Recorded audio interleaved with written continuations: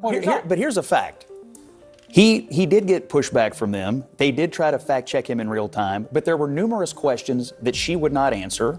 And she did tell several lies and got no fact checking. So I think if you're going to lay down a marker that we're going to push back on these candidates, you got to do it to none or you got to do it to both.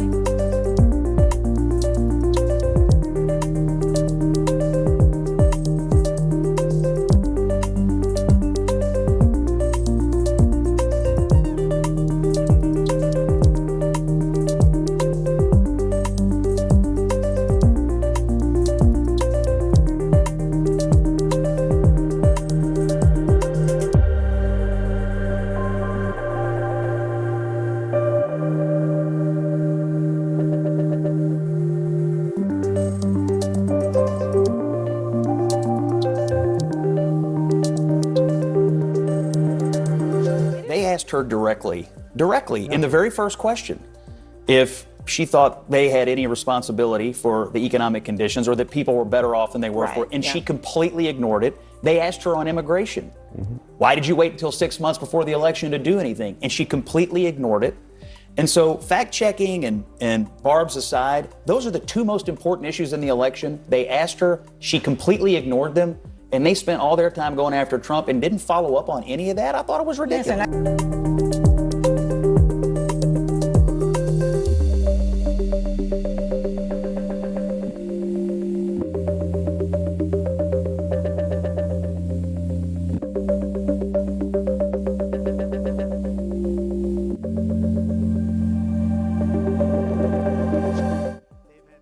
U.S. Republican candidate Donald Trump said he would not take part in another debate with Kamala Harris before the November 5th election, with polls indicating Harris had won Tuesday's ABC News presidential debate. Trump made that remark on his Truth Social site and again at a campaign stop in Arizona. So because we've done two debates and because they were successful, there will be no third debate. As everyone saw 2 nights ago, we had a monumental victory over Comrade Kamala Harris in the presidential debate. 6 Republican donors and 3 Trump advisors who spoke to Reuters disagreed.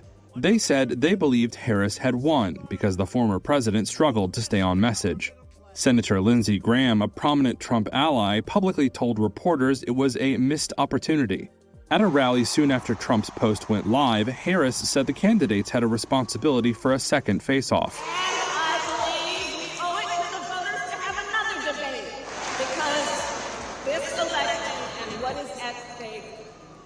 Could not be more important. According to Nielsen data, an estimated 67 million people watched the debate. A majority of debate watchers said Harris outperformed Trump, according to a CNN flash poll released shortly afterward. And among voters who said they had heard at least something about Tuesday's debate, 53% said Harris won, while 24% said Trump won, according to a Thursday Reuters Ipsos poll. However, the poll found voters continue to favor Trump over Harris on the economy. Clifford Young, Ipsos president of U.S. Public Affairs, says he thinks there may not be much of a debate bump for Harris. What we're finding right now is a lot of stability, right? We find at the national level that Harris is in the lead relative to Trump. But on those key fundamentals issues like the economy and inflation, Trump ultimately has the lead. At this point, we're at a stasis moment where at the national level she's in the lead, but things have not really changed all that much. The poll also found 54% of registered voters thought one debate between Trump and Harris was enough, while 46% wanted a second.